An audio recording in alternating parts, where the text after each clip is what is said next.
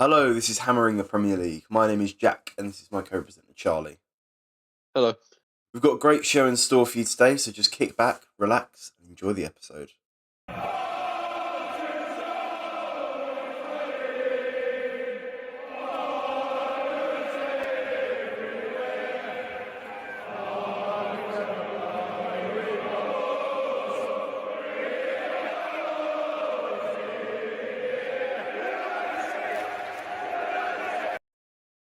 Right, first on the list, transfer news. Chaz, do you want to start us off?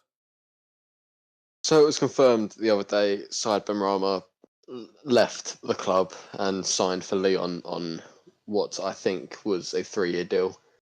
Right, what are your thoughts on that then? I don't know, man. I mean, he's. I love Benrahma, but he was just. He was falling off. Yeah, no, He was. Sorry, go on. No, you go on. I was just gonna say I feel like Moyes wasn't using him properly, and then getting annoyed at him wanting to play his usual self, because he's already played really well at Lyon,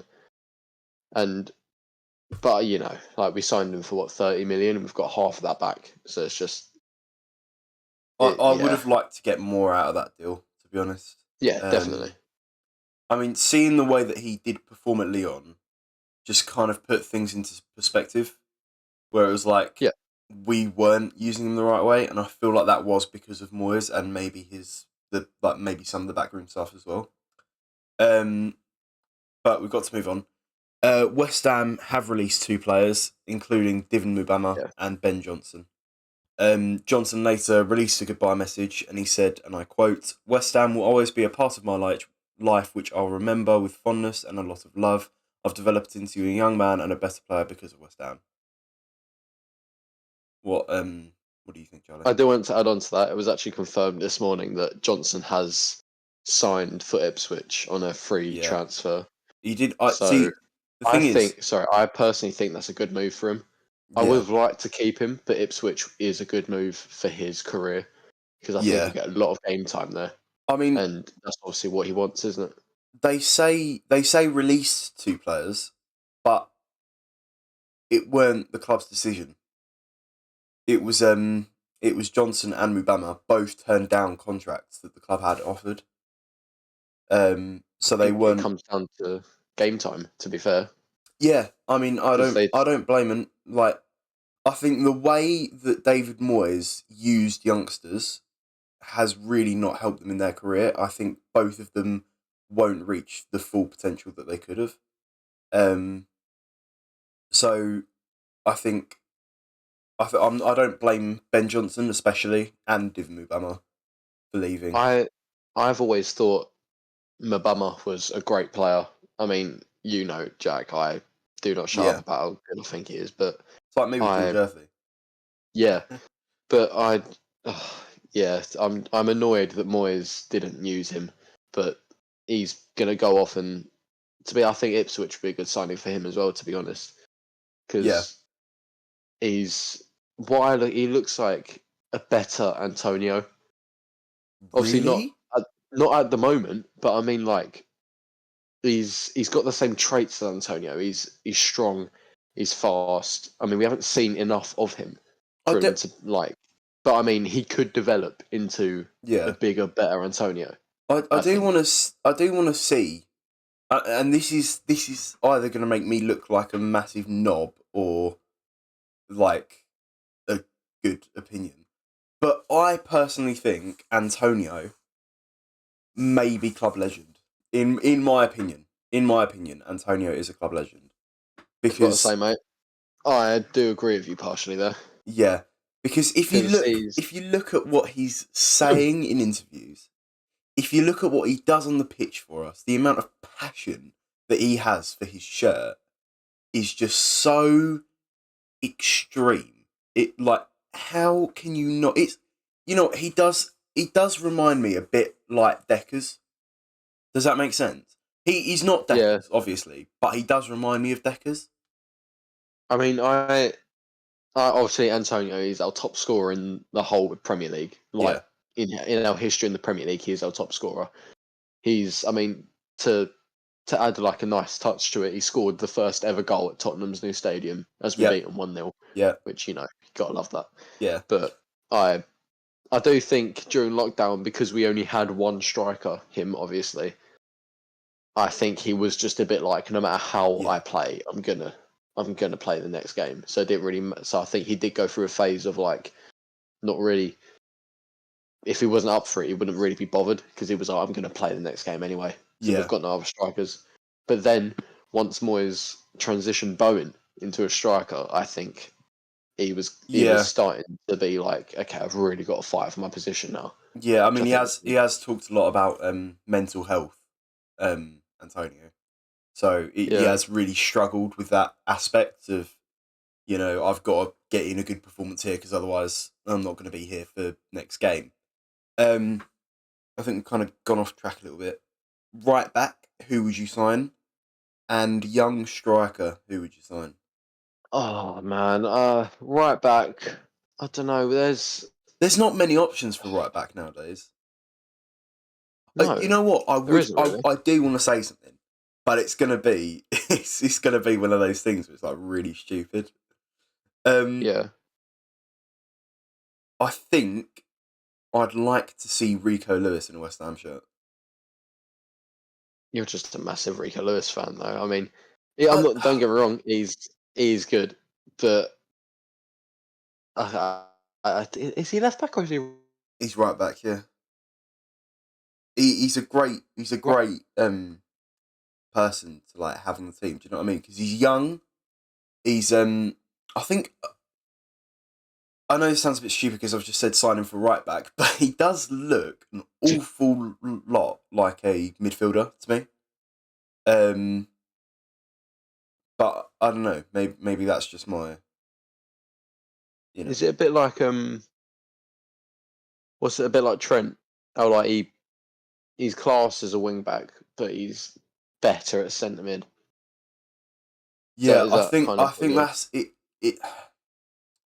I think it's difficult with Trent because of just everything, like especially with England at the minute. Maybe it's the way Southgate plays him, but I don't see him as centre mid, and I don't see him as right back anymore because he's transitioned into centre mid. Does that make sense? True. Yeah, it does make sense. Yeah. So anyway, moving on. I think you've got some news. Yeah, we've also signed 33-year-old veteran goalkeeper Wes Foderingham on a free transfer from Sheffield United. Absolutely no idea why we've done that. I kind of understand it because, really? I mean, to be fair, well, I mean, if both of our goalkeepers get injured, we have to turn to Anang or Trott, which I'm pretty sure one of them left the club. Anyway, I can't remember which. They might have both left. I think it was Anang. But, I don't know though. I mean, there's also Christian Heggie. Yeah. Sorry, I don't actually know how to pronounce his surname, but he's gone out on loan to Motherwell. Yeah. So I think. Look, but I sort of understand it. He's got Premier League experience. Has he? Well, yeah, he was Sheffield United's goalkeeper, wasn't he? Oh yeah. Right. Anyway, what was I going to say? See, the thing is, what I'd like to do is bring in a new second keeper, right? Yeah. That's young, so he's better than Fabianski, but he's worse than Areola for now, and we'll wait till he develops. And I'm not talking young players like Anang. I'm talking, that Freiburg goalkeeper. He plays for the German under-21s. So good. Probably, I think, maybe one of the best keepers one day. But if you look at the way he does play and the way that he works that position with his teammates around him, just a lot of people start to remind me of George Earthy because of their work. What's the word? Work ethic. Yeah, that. Yeah. Does that make sense? So I'd love to bring in someone younger, a lot younger, but better than Fabianski. Push Fabianski back to a third goalkeeper. Yeah, I get it. you've been really good for us. Thank you. You've got the most matches in a West Ham shirt ever, and thank you. But I think now he needs to start looking at his options. Maybe that's retiring. Maybe that's leaving on a free. I would like to get some money out of him, but realistically, it's not going to be more than $1 million, isn't it? So yeah, I mean, Fabianski, he's 39. He's going to be 40 at this April next year. So I think he needs to kick back and retire. Yeah, I mean, I would personally have him as a goalkeeping coach because I think Areola and Fabianski are the two that we have a very solid goalkeeper pairing. I'm not saying Areola and Fabianski are the best in the league, but as a pairing, they're the best pairing, I think. Because if one of them gets injured, we know we have the other one, and we're comfortable and safe and happy with the other one. Yeah. Whereas if you see Man City, if Ederson gets injured, say he's the best, say he's one of the best in the league, they've got to go to Ortega or Carson, who are nowhere near that level of Ederson, or even Liverpool with Alisson. If Alisson gets injured, Kelleher's good, but he's not Alisson. Yeah. Whereas Fabianski and Areola, they're very, very similar. So yeah, I actually can't remember what point I was making. I wouldn't really say that they're similar. I'd say Areola's definitely better, like definitely better. I think he makes my top 11 team of the season of the Premier League, if that makes sense. Because if you look at the saves that he's putting in, just absolutely incredible. And I might be a little biased, but Fabianski, I just don't see that from him. I get it, we can rely on him, but I wouldn't have him starting over Areola. No, yeah. And this is where it gets to the point where, look, you're 39 years old. I think you just need to kick your feet up, retire, maybe become a goalkeeping coach for us, or maybe our under 18s or something. But I think it's time to go. Do you know what I mean? So, I mean, I wouldn't want to force Fabianski out of the club. No. Of course not. He's our backup keeper. Yeah. He may be our cup keeper. I mean, we're not actually in any Europe this season, unfortunately. Yeah. But I mean, I think he is our backup keeper. But he's unless Areola gets injured, he's not going to get much game time, is he? So yeah. Right. We've inquired over the signing of Jonathan David. We all know Jonathan David, don't we? Yeah. Canadian striker for Lille in France. Yeah. I think that'd be a really good signing. Yeah, that would be quality signing. Because we was thinking of signing him before, and we did send a scout out about a year ago, I think. But we've sent another scout out for some reason, and I don't know why we've done that, because we scouted him a year ago. He's played 46 matches, or 42 or 46 matches, and he's scored in 26 of them. He's scored in over half of his matches that he's played. Wow. Wow. But then again, before we bring someone in, we've got to sell either Danny Ings or Antonio, and I don't want to lose Antonio because I really love Antonio. Do you know what I mean? And the other issue is no one wants to pay Danny Ings' wages. He's on 100 grand plus a week. Is he actually? Yeah, he's on over 100 grand a week. It is bad the amount of money we're at that point. I'd just release him at that point. I wouldn't even bother trying to get money from him. Do you know what I mean? He's actually costing us more to keep him than it would be to get rid of him. Does that make sense? I mean, the money that say we sold him for. What did we sign him for? 15, 12 million or something like that? Say we sold him for that. I thought it was 20, 30 million. No, it wasn't 30. It was. I'm sure it was less than 20. Should I have a look? Yeah, go on. But I think we're not. I don't think we're going to make that money back. Yeah, whatever it is, it's not 15 million. He's played a handful of games and scored a handful of goals. But I mean, I can't lie, he has looked good. Like when he came off the bench against Burnley, played in that attacking midfielder role, he looked really good. he scored a goal, obviously, which drew us the game. But he also hit the I was there crossbar. at that match. Were you? I did not know that. Yeah, I saw. But I on. think he is a good striker, but he either needs to be in a 2-man up top or played in an attacking midfield role. But there's just no room for him on the team. Yeah. I think he just needs to go. I believe, like looking at some articles, I believe he might be rejoining Southampton. So I think that would be a good move for him. That would be a good move for him, a good move for us, not a good move for their club because of wages, obviously. But that's if he takes a pay cut. Yeah, that's if he takes a pay cut. Yeah. Zuma is up on the transfer list. Not surprised at all.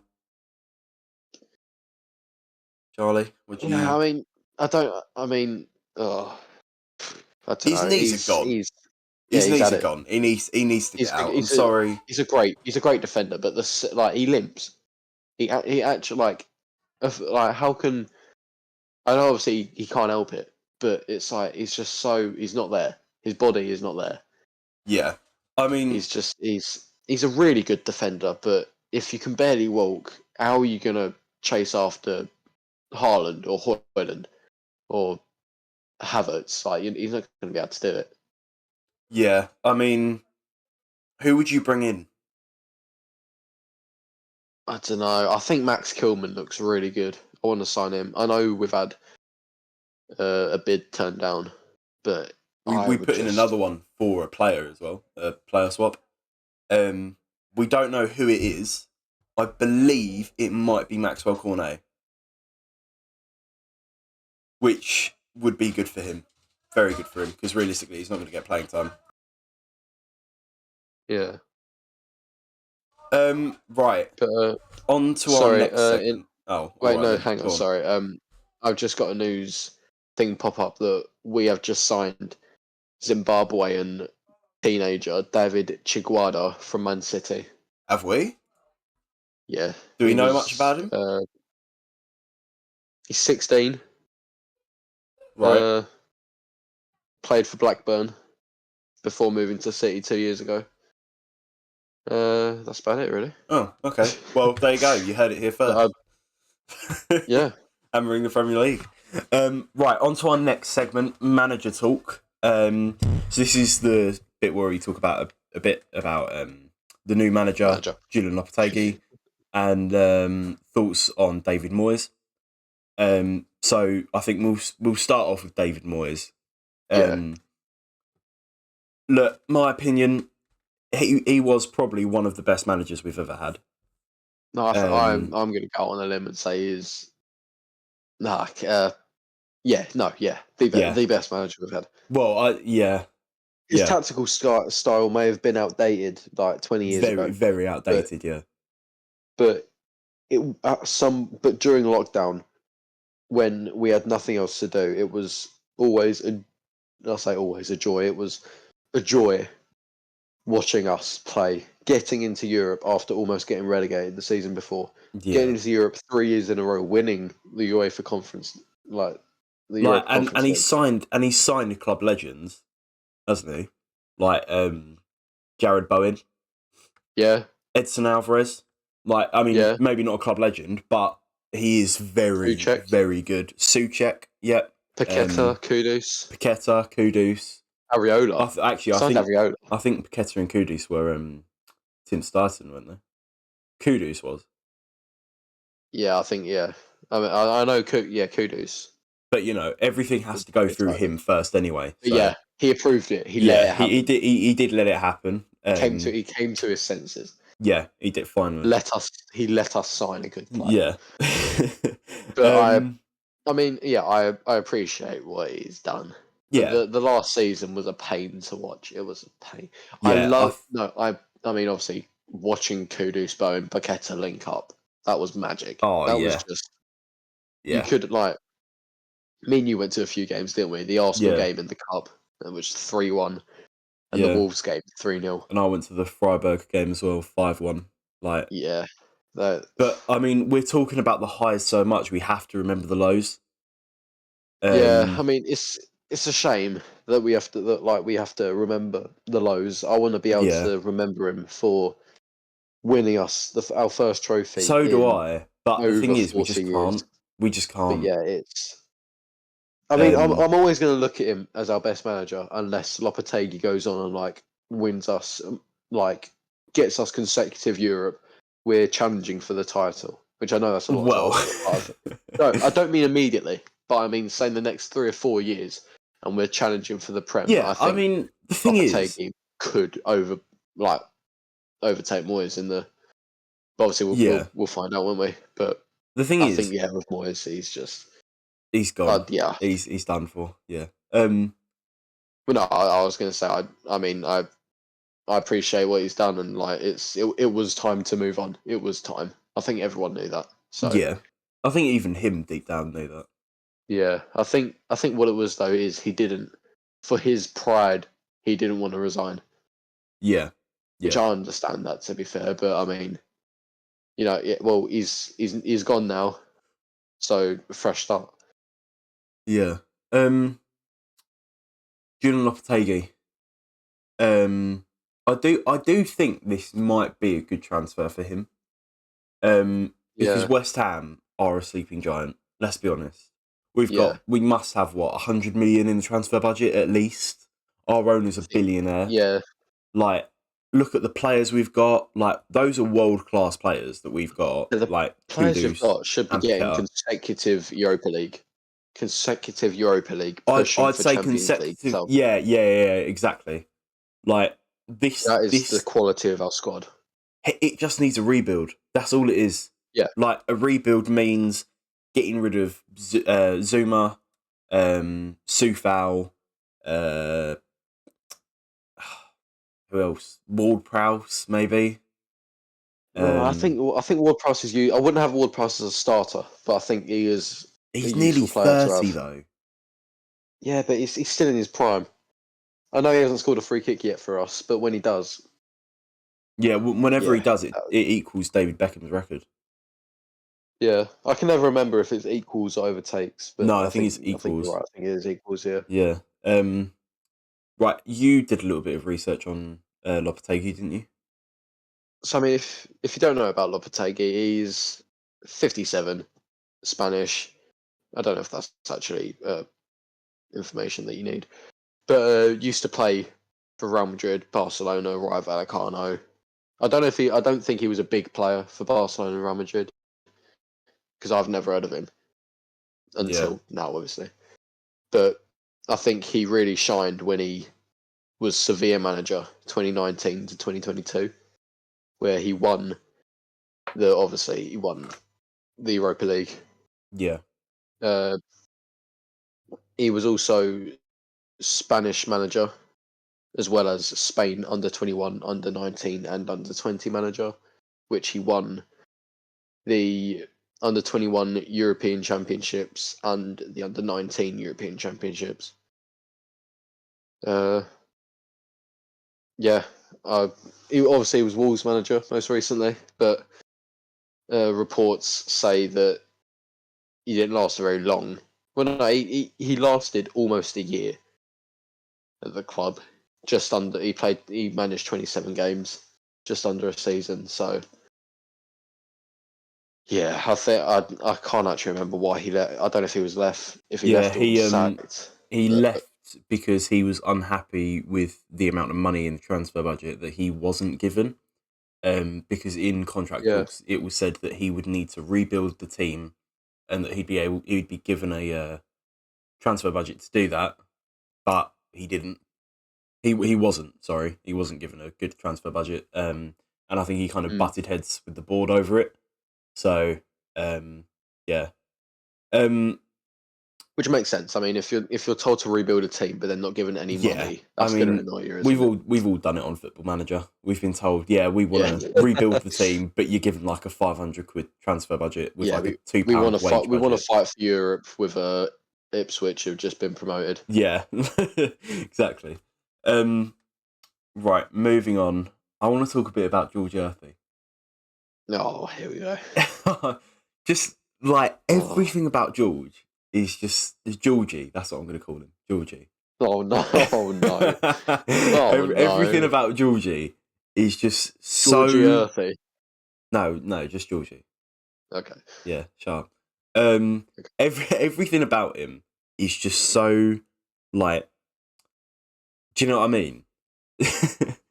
Like if you look at the video with Lopetegui's Oh, first 24 hours, like behind the scenes, what he did. Well, two things I'd like to point out.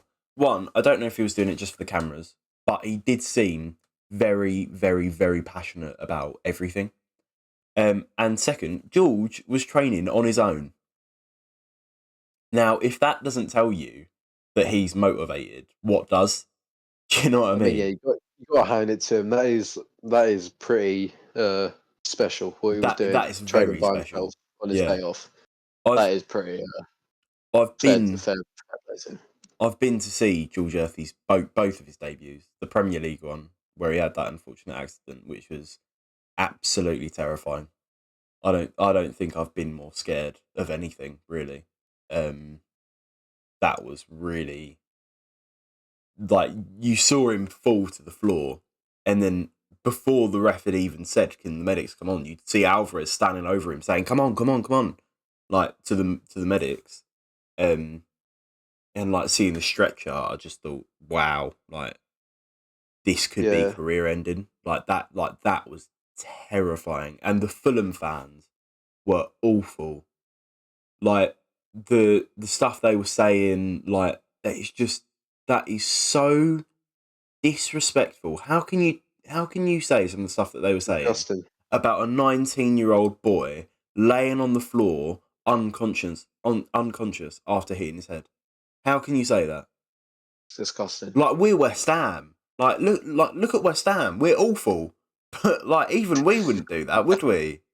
No, let's be No, realistic. We wouldn't do that. no, yeah, If we went, let's say we went away to like Crystal Palace and we saw like I don't know Eze like hit his head and fall to the floor and not move and like have an oxygen mask on, we wouldn't chant, "Is this a library?" We wouldn't do that because it's just disrespectful.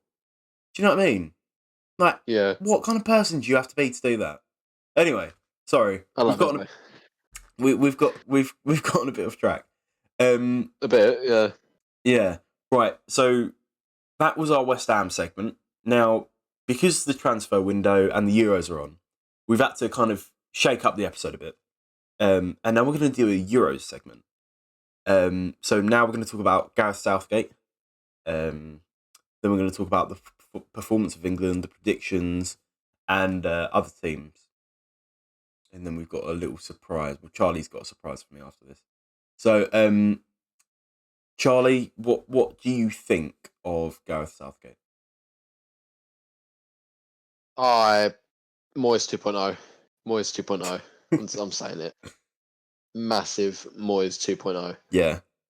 Just I cannot stand watching England while he's manager. Yeah. Yesterday, Slovakia game, I was like sitting there when they scored their goal. I was like, right, yep, cheers, Gareth. That was great bit of managing there, mate. And Yeah. I'm going to be honest, I think it's lucky that they got through.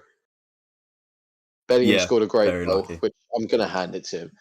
Like, what other player would have tried that in the 95th minute? Like that. Overhead kick. It just shows his, like someone else said this. It just shows Bellingham's mental strength. That's why he plays for Madrid. Yeah. That's why he plays for Real Madrid. And that's why, in my opinion, he is probably one of the best players in the world at the minute. Yeah, because of his mental strength. Because he's just, and like, look at his celebration. Like he's always telling people like to quiet down. Like, do you know what I mean? Because he is that good. Like, because he can do that. Yeah. Who would you like to replace Gareth Southgate? I know who I would. I know. Oh, God, say yours. Eddie Howe, the Newcastle manager. Oh, I don't know about that. I mean, I like Eddie Howe, but I think he's more of a club manager, you know? You can be both. Lopetegui was before he was fired. Yeah, true. But I mean, Eddie Howe's more. I think Eddie Howe just makes. Like when he went to Newcastle, the signings, I mean, I know Newcastle are minted. Yeah. because of that takeover. I did. But I mean, the signings that he made changed Newcastle.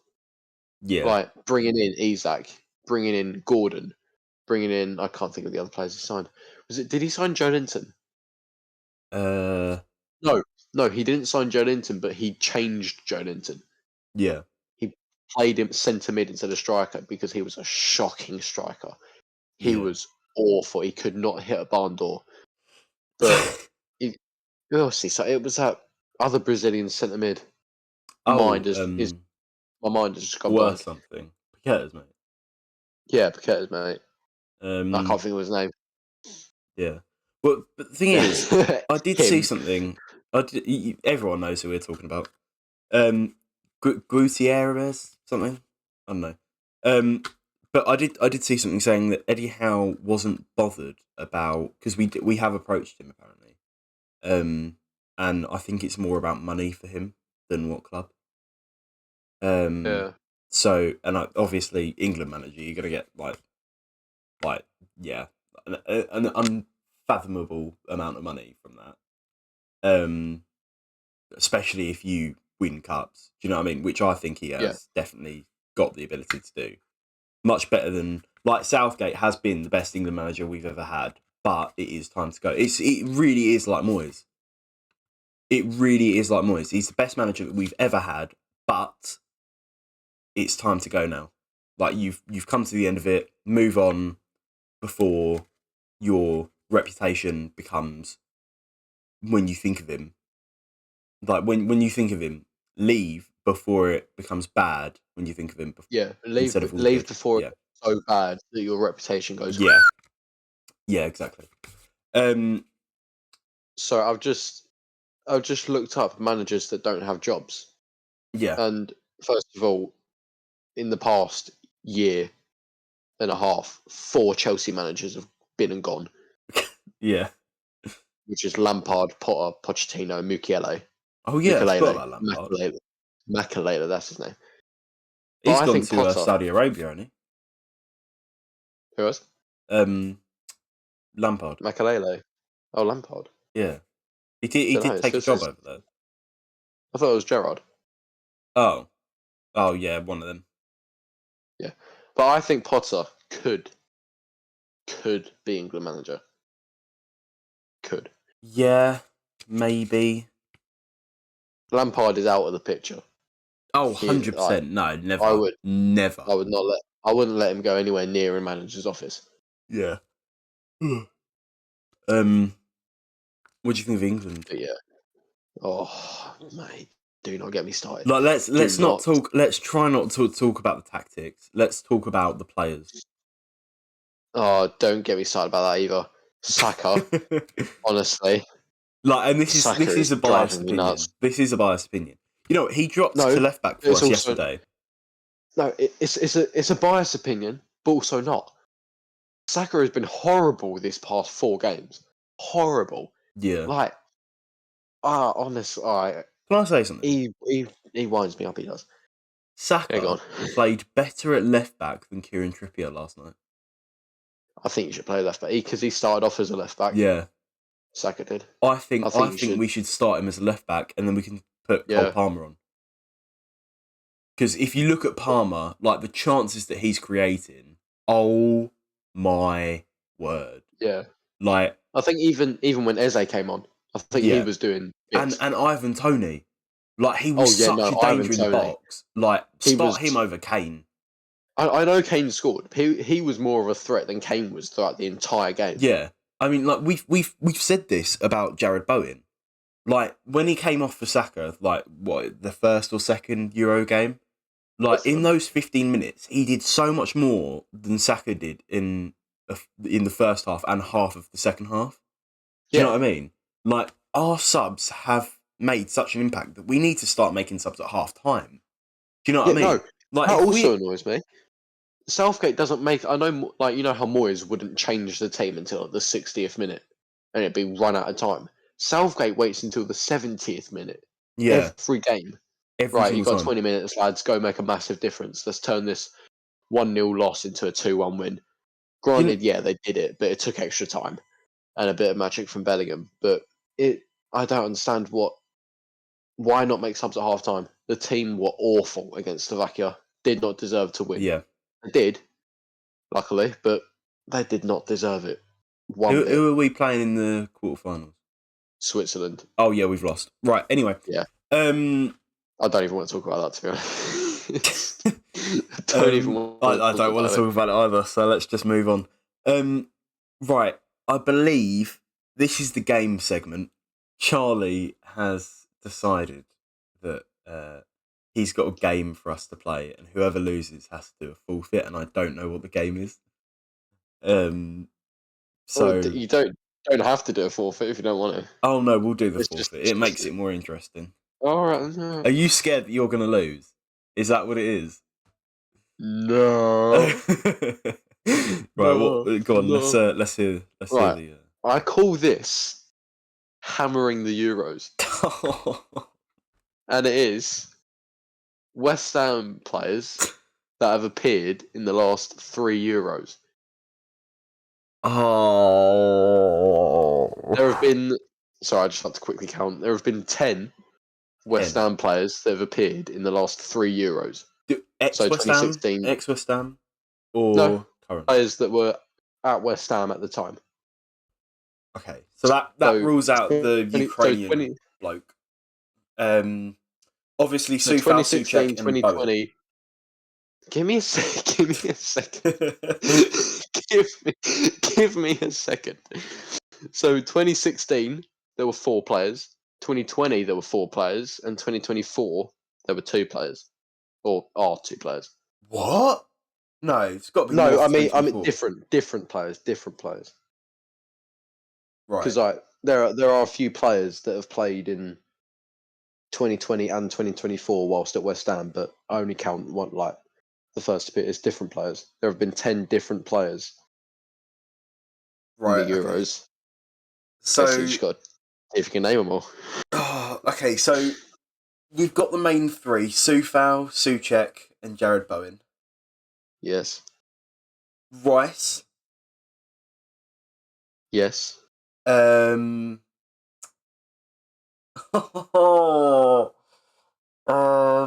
might actually be a bit difficult for you, to be fair. Not Cresswell.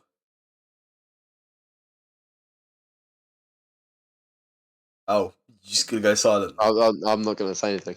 Okay. Oh, I don't think Cresswell. No. So you've got 4 at the moment.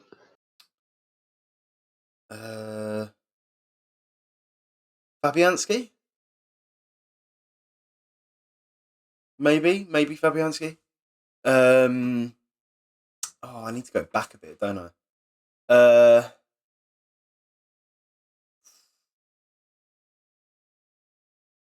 I have no idea. I actually have no idea.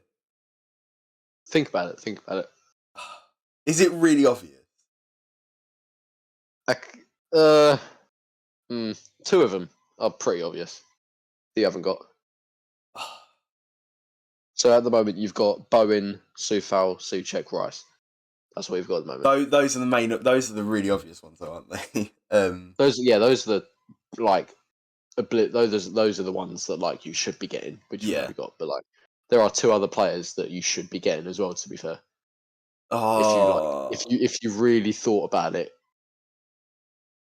I don't know. Tell me. I give up. Give up. You give up. Just like that. Yeah, I'm gonna because I know that I'm just gonna be in an RM for the next 20 minutes.